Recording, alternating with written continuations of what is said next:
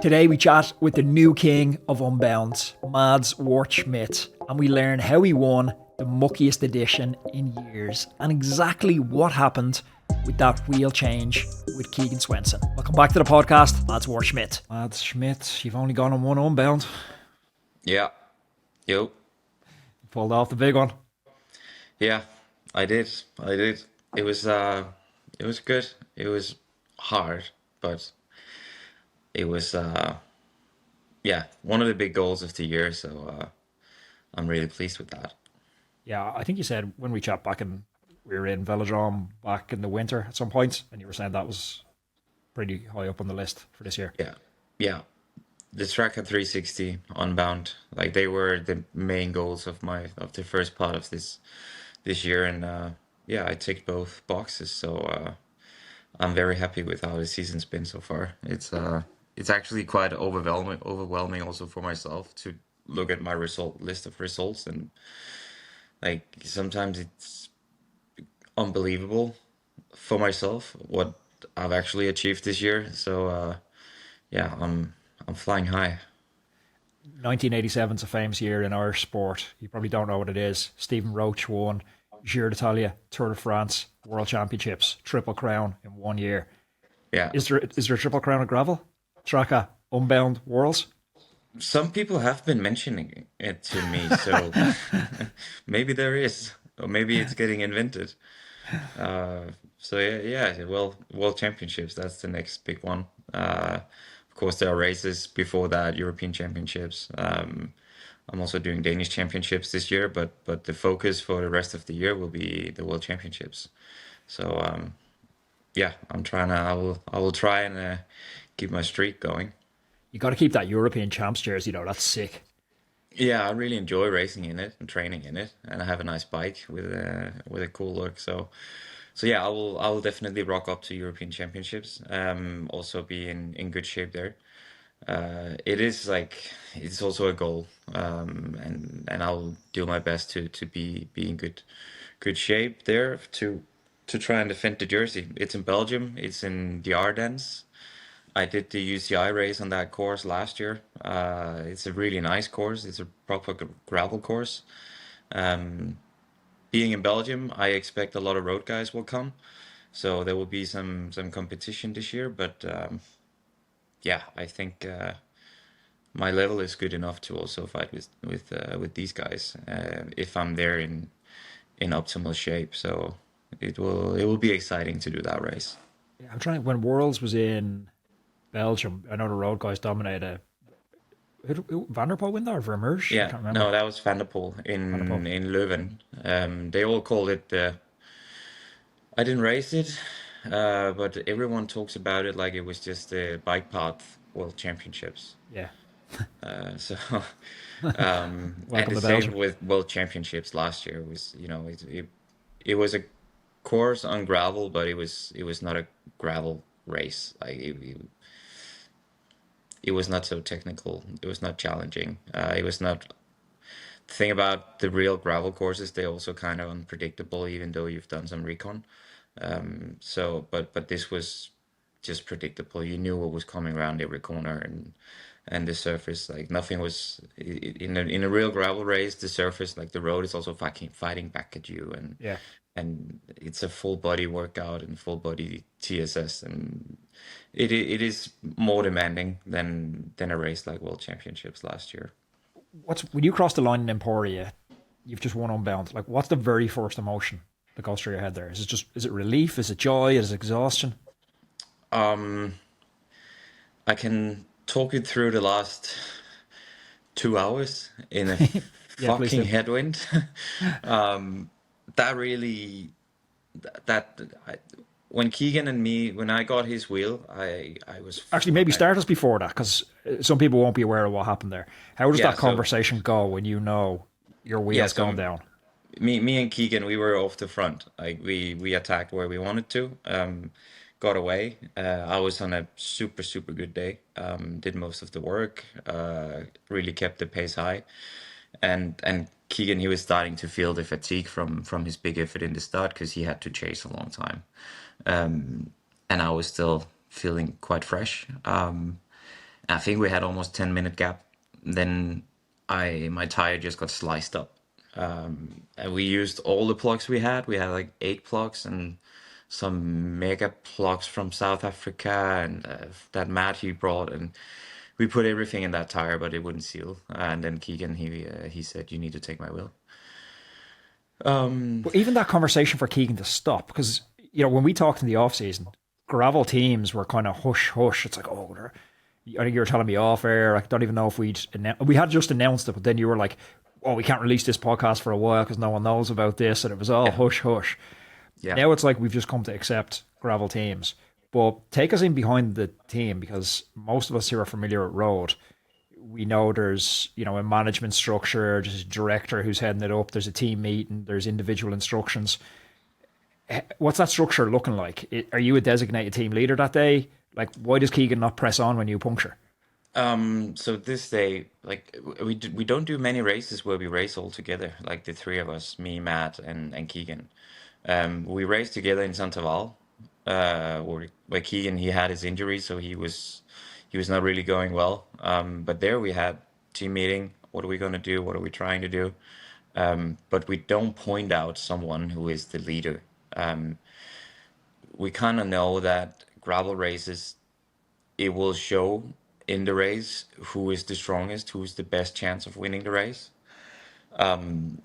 We saw it in Santaval where we raced all together. That I came out strongest in the end. Then Tracker, I was really well prepared for that. And Matt, he came over, and he came over just to help me. And that meaning if I would have a flat, he would wait for me and help me Okay. back to the group.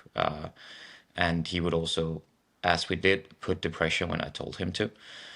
So he came just to help me, and then he still ends up third in the race. He's a beast. Yeah, he so there I was the leader even from like when the race started. But Unbound was different because we were all there in good shape.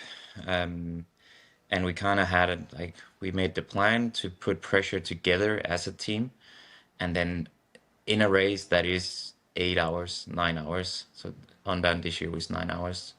The leader will show itself when we are in the last half of the race because Yeah. everybody's fatigued, and whoever's got more in the legs will naturally be the one that is going for the for the victory for the team. And in this case, it was me. So yeah, Keegan, he started to suffer, and I was he tried he helped me manage my effort so I wouldn't kill him completely, because the idea was that we were gonna go together to the finish line. Yeah.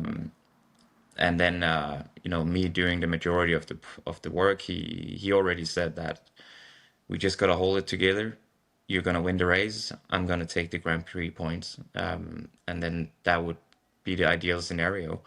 Then I punctured, and we were messing around with this, and he stopped to help me because we have had such a big of a gap. And I think he was also worried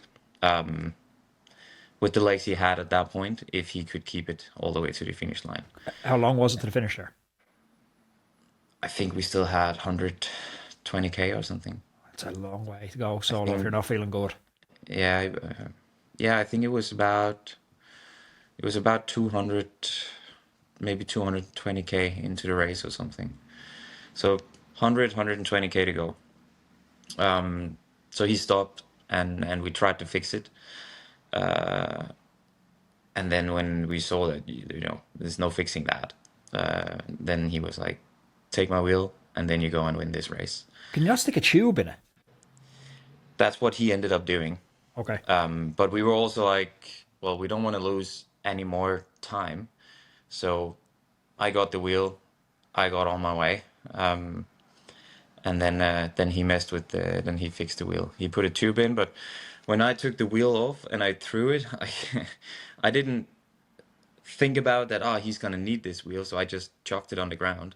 So the cassette came loose, or the whole body, and then he had to put that together. But doing so, the spring and some other little piece in the free hop came out, and he didn't see that, so he just put the body and the cassette back on, put the wheel in like with a tube, and then he started pedaling, but nothing happened. Like it wouldn't turn. So then he had to go back, To look take the for wheel spring. off, look for the spring, Oh, and here. luckily he found it and could put it back in, and get on his way.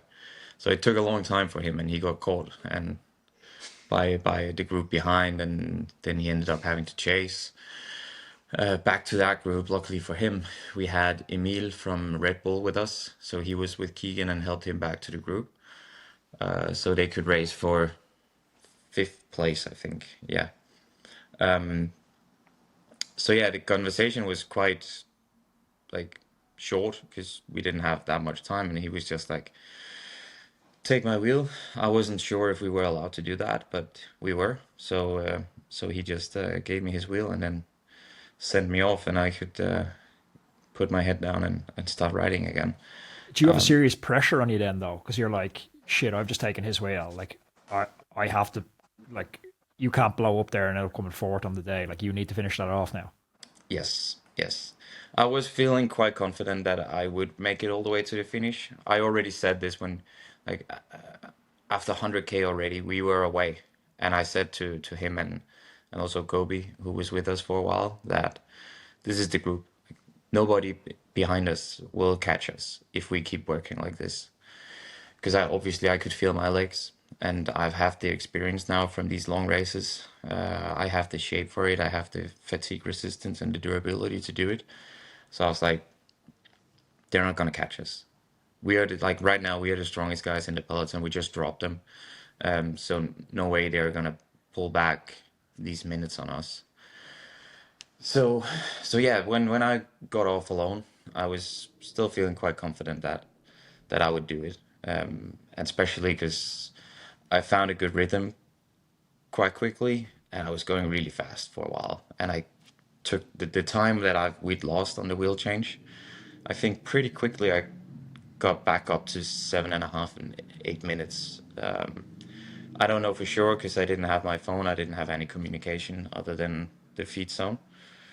But I was comf confident that I would hold it all the way to the finish. Yeah, I assumed you'd be getting time checks. I thought you might have, where you can set up that push notification to go on your screen. Just have your phone in your back pocket and someone just texted in time Yeah, checks. yeah. Keegan brought a phone, so we had time gaps when we were together. But my I didn't want to bring my phone because I knew what the weather was going to be like. So I'm like or even if it was going to be super hot and humid, I would be so sweaty that I couldn't do anything with my phone anyway. So I was like, Yeah.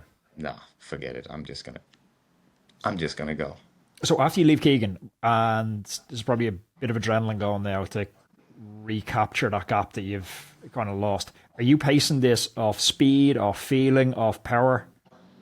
The only thing when I look at the power is to not go too high. Like I wanted to stay not more than 350, Okay. to not go too close to my threshold, and try and hold the lactate as low as possible. So I'm basing it more on feel and speed. It was around And 300. I think you had your training peaks file up on your Instagram. Was it around 300 or so for the day or something close to that? yeah, the average was 285. It's a big Um, day. yeah, and that's considering that until the first feed zone was actually quite low. I think it was 240 average. So I think from we went away until the finish, I sat at 300 average more or less the whole way. And what are you riding through at when it's you, Kobe, and Keegan? What? What are you riding through at when you're on the front when the three of you guys are chopping off? Yeah, I did the pulls at 350 to 370. That's spicy on a long, long day. Like, Yeah, but I just finished the tracker 1 month earlier, and the tracker it's more demanding, because you have these climbs where you need to go threshold and above yeah, threshold. a long way into the race. So I had that experience, and knowing that I could do this, do these like spikes kind of thing. But then Unbound is also a different race because it's so much more about speed. So it's also about staying aero, keeping the speed over all these rollers, which like I'm pretty aerodynamic on my gravel bike. So so I can maintain a good speed without really going high watts. So that was kind of my idea about how I was going to do it. It was just get the head down and then yeah, keep an eye on the speed, take into my feeling in the legs and my body into account, and just yeah, make it home. And then 80k to go would turn into this block headwind. There were some parts with crosswind and tail cross, but the majority of the time, the last 80k was headwind, and it was windy. It was, I think the gusts were up to 50k an hour, and not having more than like at that point, I didn't really have more than much. The last hour, I didn't have much more than 320 in my legs. I couldn't. I could sit at 320 for a few minutes, and then I had to back it down. So it was it was hard also because with that headwind, it was just slow. Like I wasn't moving very fast, Yeah. and that really all my like my mental capacity just went down because I was getting proper tired, like really really tired. So coming into the I think from 10k to go, I started to be okay again because then we turned into a crosswind, so the bike would get back up to speed, and I would feel like okay, I'm moving again. And like the cadence was better, the flow in the bike and the flow in my body was better. So there I started to feel a bit uplifted again, and also I was close to the finish. So finally, like it was a long day, and finally it was about to be finished, and I knew I was gonna win, so I could also enjoy it a little bit. And then coming into the finish, it was actually it was a bigger deal winning this race than I actually thought it would be. How do you navigate that period, the darker period in that last 2 hours, the headwind period? Because so much of the focus, I'm sure we'll get onto in a little bit, is around fuel and people 80, 90, 100, 120 grams or whatever an hour. But that's fuel in the body, but the brain's a totally separate battle. And you have to have experienced this to know how gruesome it can be to get those demons in your head and have to try and quiet those demons. How did you deal with that? Did you have a strategy for pushing through those darker moments, or was it the motivation still from Keegan giving you the wheel? Oh, the motivation there when everything just sucks is that I'm about to win the race. That helps. And also, I know from, again, going back to Tracker, I was also really, really tired in the last hour and a half of Tracker, but I was still going faster than the guys behind. So I know that when I suffer, like really suffer to sit at these 300 watts or 310, my speed is still high enough that they won't come back to me. So this is what I had in mind that, yeah, I'm tired now, but I'm still racing for the win. And when I'm doing these numbers, with my position on the bike, also the new Crocs is a faster bike, then the guys behind me, if they want to close the gap, they need to have some serious power. And I know that after 8 hours, you don't have serious power in the legs anymore. Yeah. So everybody's just fucked at that point. And it's just, the win is up for grabs. So you just get through it. But yeah, I was just, I was just counting down the kilometers, like one corner at a time. Like the stretches are so you have 3k until the next corner, then 4k until the next Oh, corner. So it actually it when you're there in training and it's like 4k until the next turn, but in the race it actually helped me because then I could take one corner at the time, and the last 40k then if the next corner is in 4k, then it's actually quite a big chunk of the race that's left. So So it helps to mentally segment it, kind of. yeah, I had to break it down into small bits, and then then it was easier to see myself through it, because every time I would swipe to the the the screen where I have the distance to go, and it was 40K or whatever. It was like, oh, that is a lot. So just break it down into small bits. That was really helpful. And then just keep fueling, keep eating, keep drinking, and then get to the finish. Yeah. You've won big bike races before on the road and in gravel. What's the emotion with Unbound? Why is this one? I've never raced it. You always hear people saying it's different, it's special. Why? It was special, actually. It was more special than I actually thought it would be. I don't know what it's difficult to really put it into words what it is. But it's just there's so much stigma around the race, and everybody is there. Like really, everybody in the gravel peloton is there.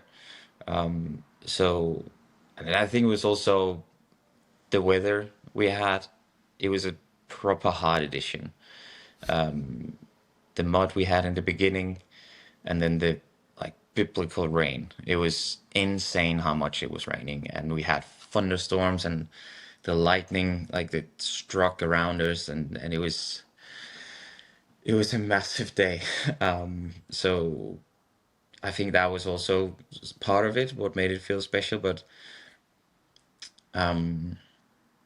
it was one of the few races where I couldn't keep the emotions within myself. I made a roar when I went over the finish line, which is something that it's quite rare that I do.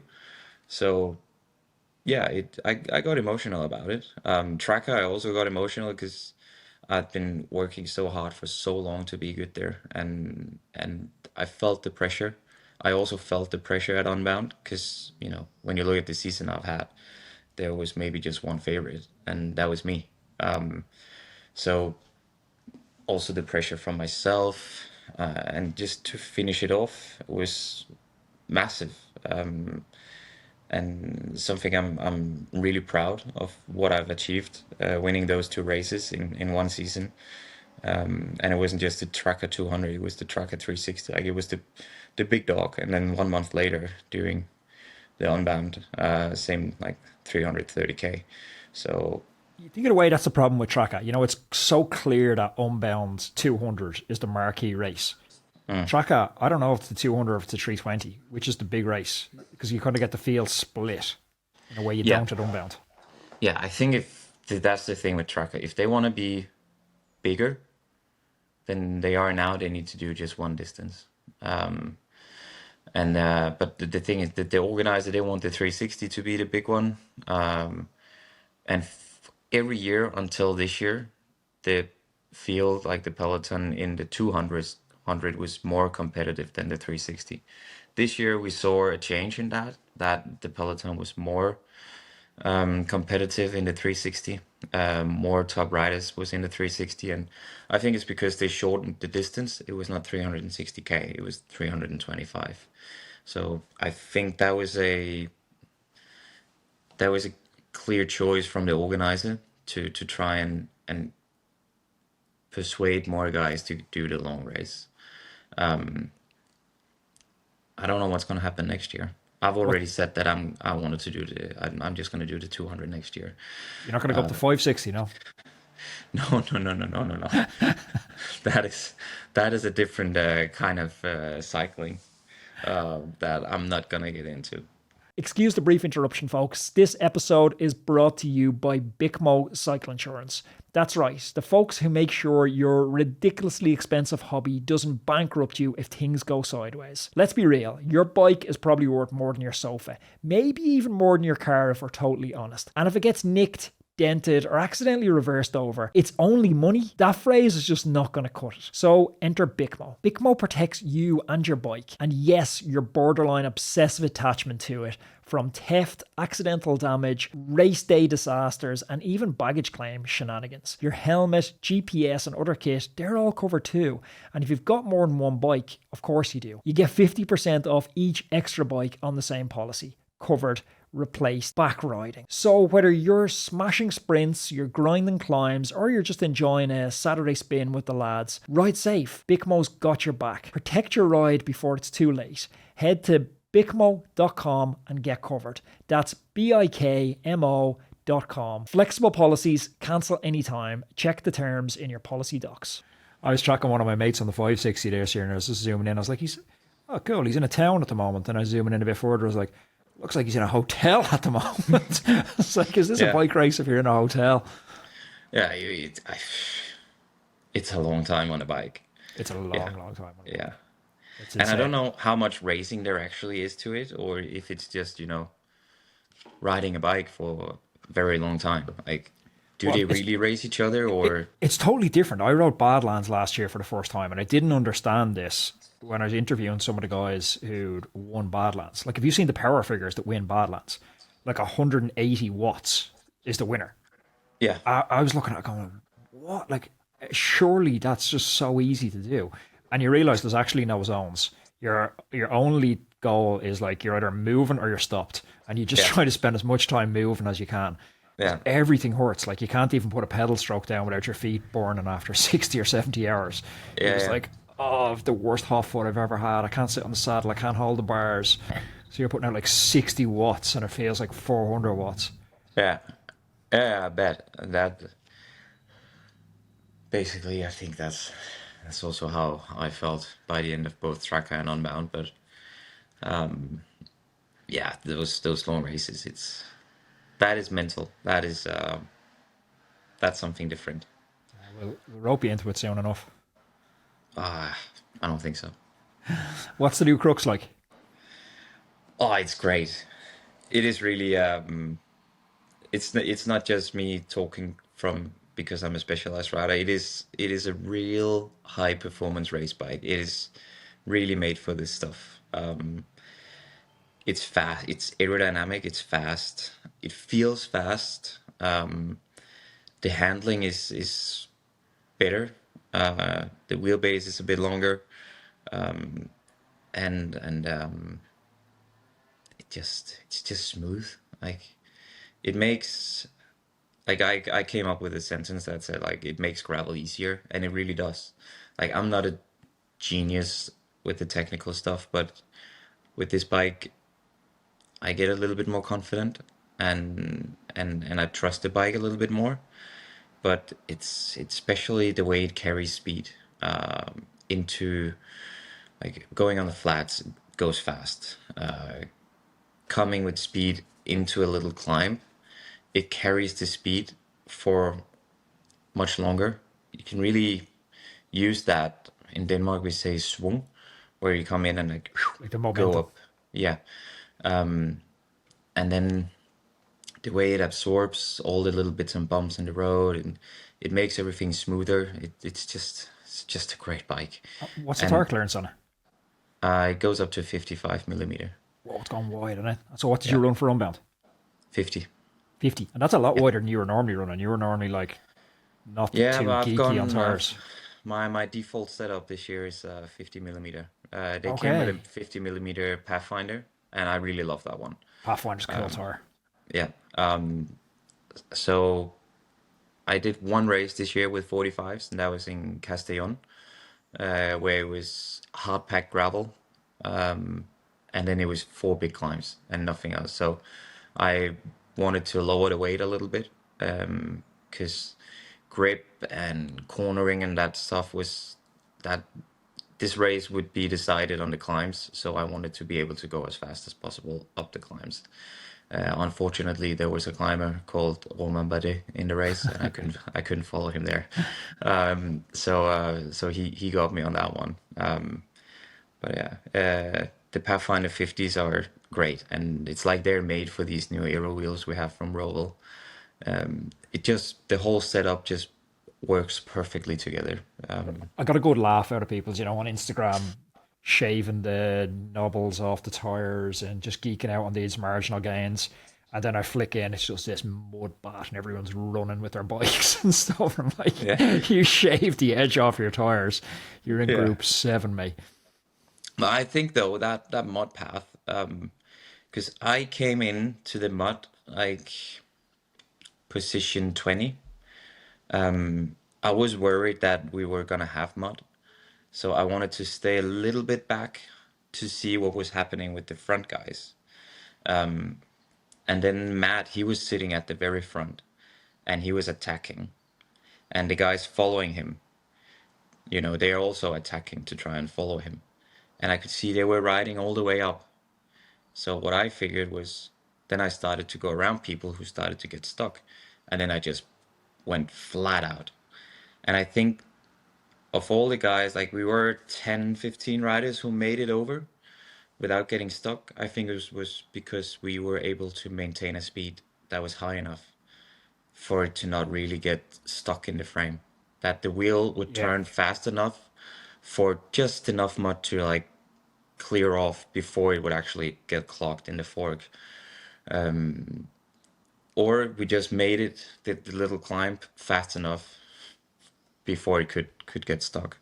I was actually surprised that Matt made. I remember watching it live. I think I was tuned into the live feed at that point, and I remember being quite surprised that Matt made it over. I know he's the insane power numbers, but he's also a heavy dude, and you see the heavy dudes normally compress down into the muck pretty Yeah, bad. Like Matt's probably you're probably the bones of 15 kilos lighter than Matt.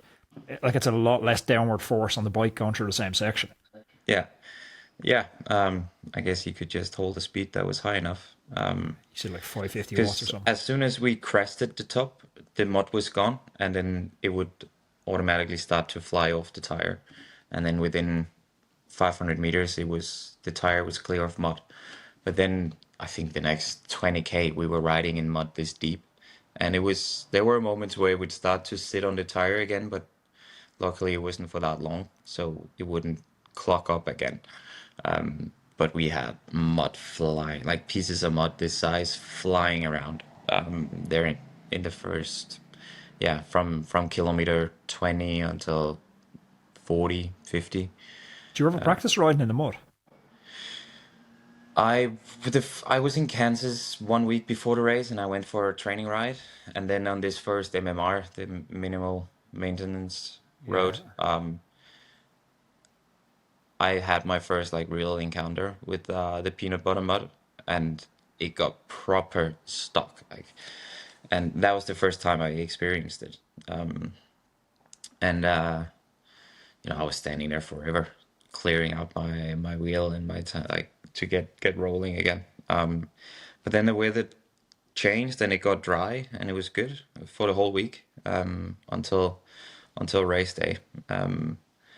So, but the day before the race, because I had shifted to mountain bike pedals, which I wasn't too happy about, because I don't know what it is, but the pedal and the cleat, there's too much floating in it, and I feel like when I'm just pushing on, like basically you just push on the axle, Yeah.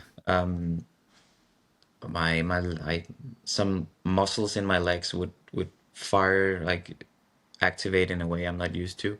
So actually, I started to the day before the race. I was out doing my pre-race efforts, and I started to feel my knee getting pulled in different directions. And yeah, in the end, I was like, no, I can't do this race in mountain bike shoes because it's not worth it. If I can't use my legs the right way, Because you've had knee problems in the past as well. yeah, yeah, yeah, exactly. And so I was like, no, I have to risk it and go with road shoes. So that was also my big motivation to not get stuck, because then I would also have to clear mud from my cleats. I wouldn't be able to just jump back on the bike and kick it out. So Is there skill to it? Like riding cobbles, you ride them enough, you start figuring out there's a particular part of the cobble that's easier to ride on. There's a particular yeah, speed. There's a particular way to hold the bars. I don't think so. Just ride as hard as you can. I was looking where the other guys were going, and you're trying to like read the mud and the road. Where is it less grippy? Where is it packed harder? Where's the mud less sticky?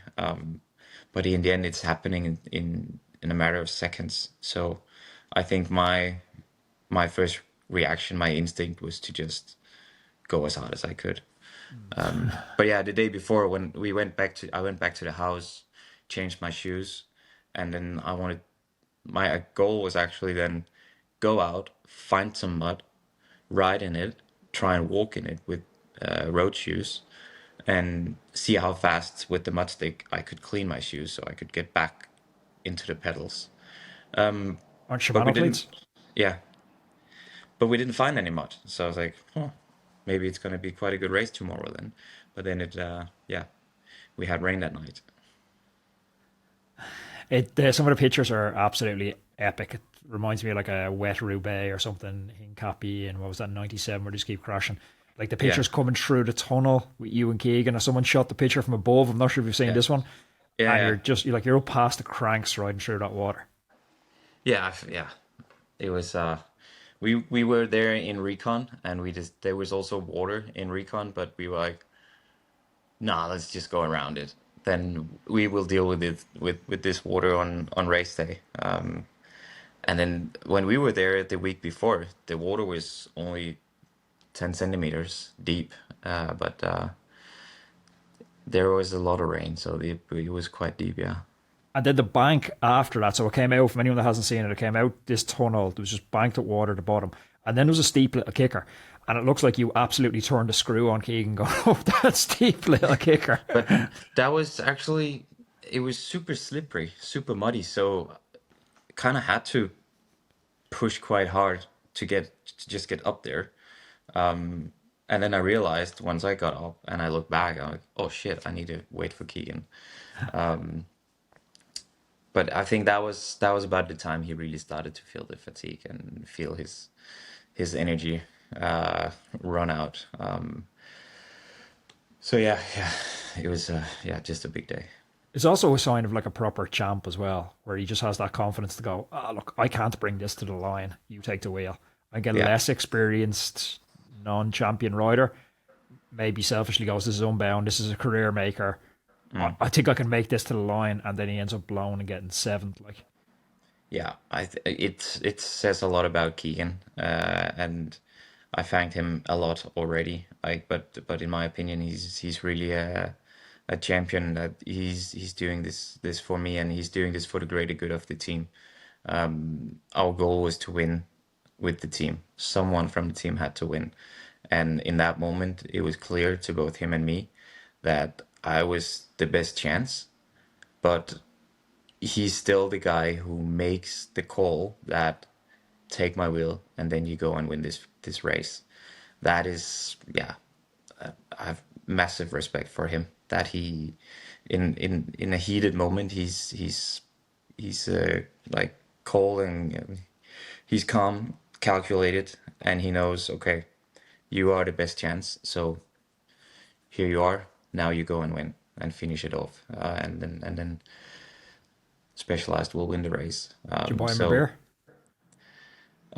Keegan doesn't really drink alcohol, so but if he did, I would have bought him many, many, many beers. We had a nice, quiet evening together with the team in the house after the race. You got to go back stateside for any more of the Lifetime Grand Prix? No, Or any of the, no, none of the mountain bikey little sugar ones tempting you? no, no, no, no, no, no, no, no. No, I'm not going back over there again this year.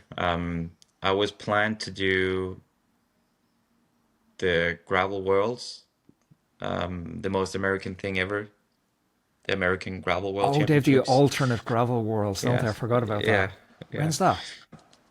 That is on August 23rd, so it's 1 week prior to European Championships. So I'll be staying in Europe and keep my focus on the championships.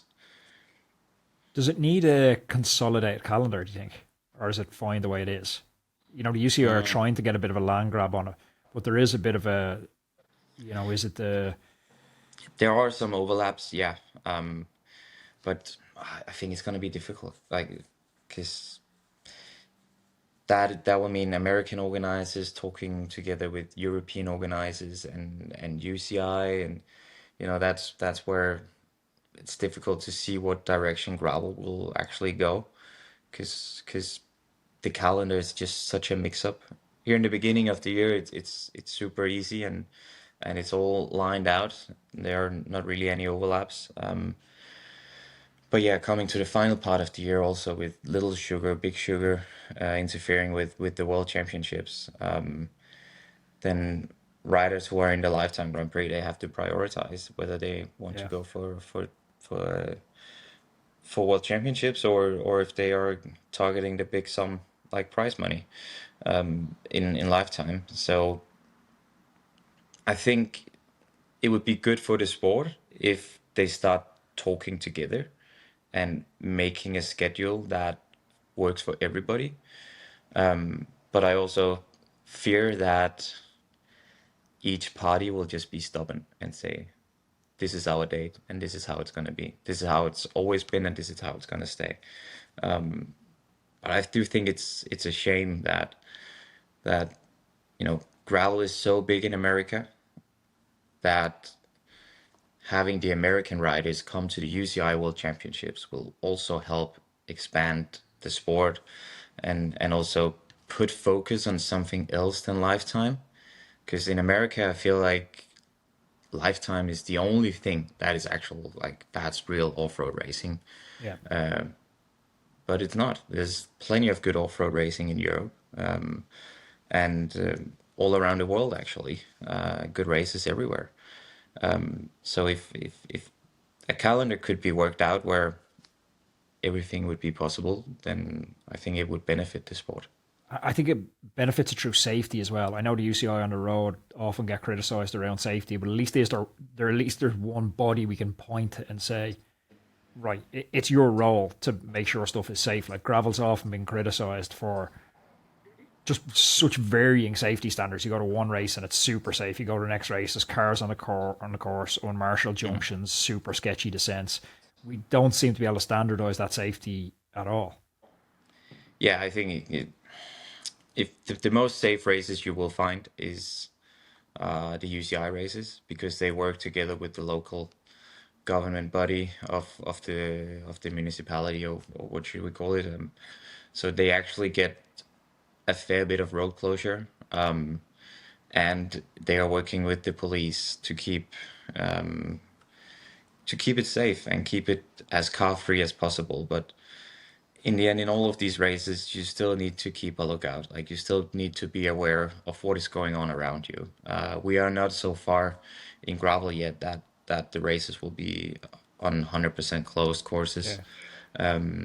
Some races are getting closer and closer to it, but in general, we're just not there yet. And it's also, take the tracker, for example. If you want to do a big loop like we're doing, 200, 360,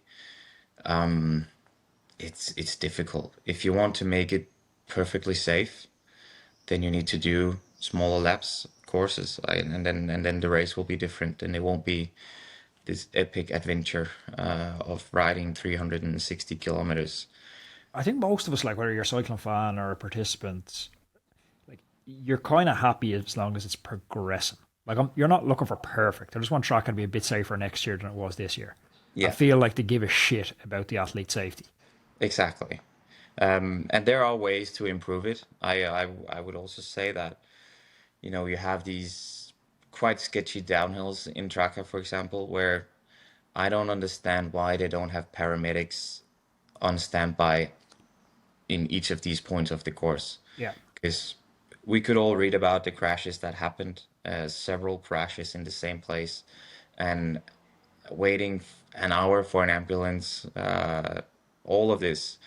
And this could be like, because they know the downhills, they know which places are extra dangerous. Like, shit can happen anywhere on a course like this, but there are points in the race where the risk of nasty crashes will be bigger than other places. And these places, they should have paramedics, helpers out there with, I don't know, a satellite phone so they can reach some help Yeah. immediately. I think this would be a good step in the right direction. And what else can be done? I haven't thought much more about it, but I think that imagine you crash and there's no help for you. You're just lying there in pain and you need to go to the hospital. Like the the the response to that should be a lot quicker than just than 1 hour. Yeah. Like imagine like a collarbone's a bad injury, but imagine you a broken leg or something. The pain somebody's in there, you're waiting there for an hour, Yeah, 2 hours, no pain relief. It's shocking. Like if you tune into the cycling media, you'll hear a lot about carbon bikes. But the truth is not all carbon is created equal. And that's really what Parlee is about. Basically, instead of mass producing frames as quickly as possible, they're taking sheets of high end carbon and laying them up by hand, piece by piece, with really precise control over how everything is orientated. It's a slower, more labor intensive process, and that's exactly the point. Most brands don't do it this way because it takes way too much time, it takes too much skill, and it's just more expensive. But Parley have always leaned into that. Parley frames are made in small batches by experienced builders in the US and Portugal, with a big focus on how the bike actually feels to ride, not just how it looks on paper. Yes, these bikes do sit at more of a premium price point, but once you understand how much work goes into each frame, it starts to make a lot of sense. So when you ride a Parley, you're not just getting a carbon bike, you're getting something that's been built by a level of precision and attention to detail that most brands don't aim for anymore. If you're curious, you can check them out at Parlee, Parlee.com and see the full range there. I've been riding my Parley bike for the last couple of months and I'm blown away by the ride and the experience and even people's reaction to it. It's a true work of art. yeah. So that is definitely a point where like they need to try and put their focus for next year's. Um, so yeah, yeah. Sure, we'll do a catch up when you win the Triple Crown. Oh, don't put too much pressure on me. No, I honestly believe that it's possible to win world championships this year. I think it's gonna be my best chance uh, to become world champion. So I'm all in on it. That's why I'm also now 10 days no bike, full recovery mode, and then I start again to rebuild and So get what's ready for what's it. scheduled now between now and Worlds? Europeans, obviously you mentioned. Yeah, well, yeah, of course now recovery, 10 days, full break, Full break, no bike. no bike, no On training, no Now's the time nothing. I need to get over and meet you for a spin like that first day back is my only Yeah, chance to get out for a yeah, ride. yeah, yeah. No, because when I've finished these 10 days, I still have 3.5 months, I think, or maybe closer to 4 months until World Championships, which is a good timeline to get back into peak fitness. Yeah. Then I'm racing in Germany on July 19th. It's a UCI race. Gravel. Yeah, gravel. And then European Championships, August 30th. Danish Championships, September 19th. And then World Championships. So I don't have much racing left. It's it's a lot of training and prepare for the World Championships. How far off your level from your road days, your Katusha days, or whatever your best road year was, do you think you are now? How far? How much better? Are you better now or are you better then? No, no, I'm quite a lot better now. Oh, really? Yeah, yeah. I can we can see it in my sorry, my numbers, my data. It's I'm a very different rider than what I have been before. Would you go back? No, You, I don't if you think got the so. if you got the call next year, we need classics. It depends how much money they're gonna give me. Uno X. You listen, lads? No, I don't think I will go back. I like this lifestyle. I like this racing. I like that I have so much more time with my family, with my daughter. It's good for family life like this. if I were to go back on the road, we would move back to Denmark to be around family. But we live now, like I'm in Girona, and they are often here, so it's no, I enjoy the gravel too much, and now with the specialized team, it's a really good environment. It's a good place to be. We have so many good people around us. I have good teammates. We enjoy spending time together. Not that I didn't enjoy spending time together with the boys on the road, but this is just we are three riders, three male riders, and it's just small, like kind of intimate. We get close to each other in ways we would never be close to with your teammates in the road. So no, I really enjoy this way of living, and all the can really like the much time between races that we can really dig into the training, and we know what to work on, and can see a progression in my level from week to week, the whole process from January 1st until, well, especially Tracker, how I improved week by week and race by race. Like, I what's your performed. CTL roughly going into something like Unbound? How much training volume are you C, going through? yeah, CTL there was lower because I took a lot of recovery from Tracker, and it took me a long time to recover from Tracker. I was only feeling good and comfortable 3 days before Unbound. What's lower for you? Probably still like 120, 140. I think I started Unbound at 136. That's still so high. I started the Ross Tour of Ireland on 41. Yeah, and I think Tracker was around 150. Man, that's big volume.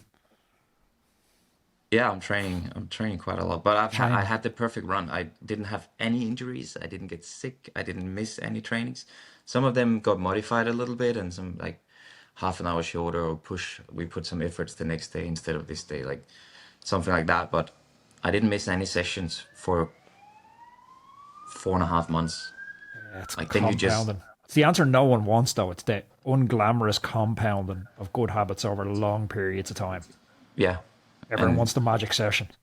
yeah, and then of course sometimes we would have a key session, or like you call it a magic session, where like that epic day where you just fuck it all up. But that was planned, and that was used as durability tests to see how I'm improving, and that was with efforts after 6.5 hours, after 7 hours, threshold efforts, stuff like that, to see if I was getting better on my durability and fatigue resistance, and we could see that we had one session like that every 3 weeks, I would say, where when I had the last one of them, it was 7.5 hours, and I came home with 8,300 kg or something like that. It's brutal. Are you training mainly on your own? Yeah, Can't get any I training partners for those sessions now. no no no. That's not social social riding. Um, no, I do most of my training alone. Yeah. Nice. Matt, we'll catch up again soon. Hopefully it's after another big win. But I'll most likely be in Girona for the start of the tour, so we'll catch up then. Oh yeah, cool. Yeah, We get then a beer. just try and hang out. Sounds good. Good job. Cool. Unbound. Thanks, man. Tracker. It's been a big year. Keep it rolling. Yeah. Yeah, thanks. And thanks for having me on the podcast. Yeah, always a pleasure. Talk soon.